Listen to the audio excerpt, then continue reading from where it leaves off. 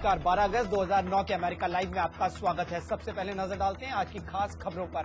राष्ट्रपति चुनावों से पहले दक्षिण अफगानिस्तान में हिंसा हुई तेज, राष्ट्रपति करजाई का दावा, चुनाव होंगे शांतिपूर्ण। ओबामा की स्वास्थ्य सेवा सुधार योजना के समर्थकों और विरोधियों में बड़ा तनाव, टाउन हॉल मीटिंग में हुई तू मैं। इंटरनेट पे बोली लगाइए और सस्ते दामों में नई कार पाइए, अमेरिकी कार कंपनी जनरल मोटर्स की नई पहल।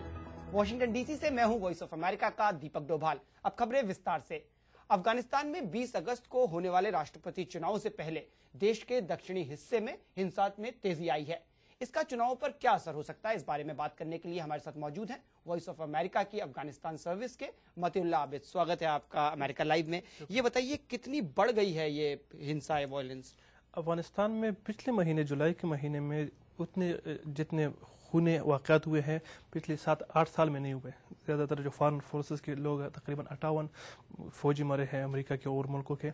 इससे अंदाज़ा लगा सकते हैं कि फॉरेन फौजियों को इतने नुकसान हुए तो आम लोगों को कितना ज़्यादा शिद्दत का सामना हुआ होगा। तो अफगानिस्तान में जो अगस्त का भी तकरीबन 11 दिन हुए हैं, उसमें रोड साइड बम ज़्यादा हुए हैं, मुख्तलिफ इलाकों में धमाके बहुत ज़्यादा बढ़ गए हैं। हत्ता कि काबुल के करीब चंद किलोमीटर के फासले पर लोगर के सूबे में हुकूमत के बड़े बड़े जो बिल्डिंग हैं, इमारतें हैं, उन पर अटैक हुए हैं और तकरीबन उन्होंने सीज किया हुआ था तालिबान ने उस इलाके को। इससे अंदाज़ा लगा सकते हैं कि अफगानिस्तान में काबुल के करीब इतने हालात ख़राब हो सकते हैं, तो बाकी मुल्क में तो आप इससे ज़्यादा कोई शिद्दत का अंदाज़ा नहीं कर सकते। तो ये जो पूरी का पूरा हिंसा हो रही है, क्या ये चुनावों से जुड़ी हुई है सीधा? जितनी भी ज़्यादा खबरें आ रही हैं उसमें कैंडिडेट के जो ऑफिस से उन पे हमले हुए हैं। जो प्रोविंशियल कैंडिडेट है उनमें 4 बंदे तो तकरीबन 2 हफ्ते हुए उनको हलाक कर दिया गया है। ज़्यादातर जो वायलेंस की खबरें आ रही हैं वो इलेक्शन से ज़्यादा रिलेटेड इस तरह है कि तालिबान ने खुद थ्रेट किया हुआ है कि हम हद वसा, मतलब जितना हो सकता है कोशिश करेंगे कि इसको डिस्टर्ब करें। और मुख्तलिफ तरीक़ों से यूनाइटेड नेशन ने भी उनको कहा कि लेट इट गो, मतलब होना चाहिए, इलेक्शन होना चाहिए। लेकिन लगता ऐसा है कि उन हुकूमत खुद तस्लीम किया है कि 10 डिस्ट्रिक्ट में अफगानिस्तान के जो प्रोविंसेस हैं वहाँ पे इलेक्शन नहीं हो सकते। तो ये बताइए कि ऐसे हालात में ये जो हम पूरे चुनाव हो रहे हैं, इसको हम फ्री एंड फेयर कैसे इंश्योर करेगा इंटरनेशनल कम्युनिटी की भाई वहाँ ठीक से इलेक्शन हो? खुद अमेरिका के जो खास नुमाइंदे हैं NY for Afghanistan mister Holberg, उन्होंने कहा कि अफगानिस्तान में हम एक्सपेक्ट नहीं कर सकते कि इलेक्शन उस तरह होंगे जिस तरह के दूसरी दुनिया में हो सकते हैं।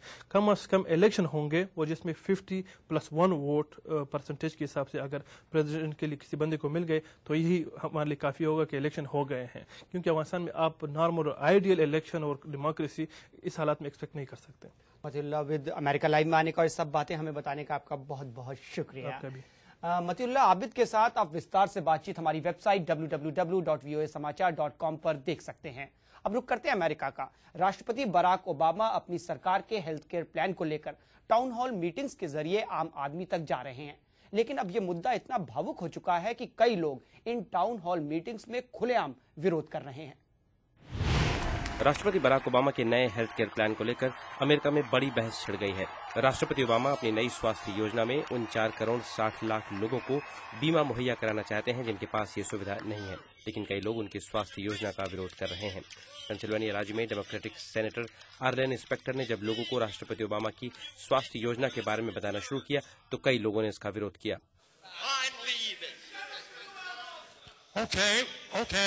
राष्ट्रपति ओबामा टाउन हॉल मीटिंग के जरिए खुद आम आदमी से संपर्क साध रहे हैं और उन्हें अपनी योजना के बारे में बता रहे हैं। मैं एक ऐसी योजना का समर्थन कर रहा हूं जिसमें हर आदमी के पास स्वास्थ्य बीमा हो और उनके पास बीमा कंपनियों से अच्छी डील लेने का मौका भी हो। Amit Srivastava, Voice of America, Washington DC. आइए अब आपको दिखाते हैं कि एक अमेरिकी कार कंपनी जनरल मोटर्स ग्राहकों को आकर्षित करने के लिए क्या तरीका अपना रही है। कैलिफोर्निया में रहने वाले लोग अब वेबसाइट ईबे पर जाकर कार निर्माता जनरल मोटर्स की गाड़ियों को खरीद सकते हैं। इस नए परीक्षण के जरिए ग्राहक जीएम गाड़ियों को इंटरनेट पर देख सकेंगे और दाम पर मोल तोल भी कर सकेंगे। जीएम ईबे पर अपने गाड़ियों के लेटेस्ट मॉडल्स को भी डालेगा। फिलहाल जीएम की सबसे ज्यादा चर्चित गाड़ी है बिजली के सहारे चलने वाली कार शेवरले वोल्ट। जीएम ने इस गाड़ी का ऐलान करते हुए कहा कि ये 1 गैलन पेट्रोल पर 230 मील की माइलेज देगी।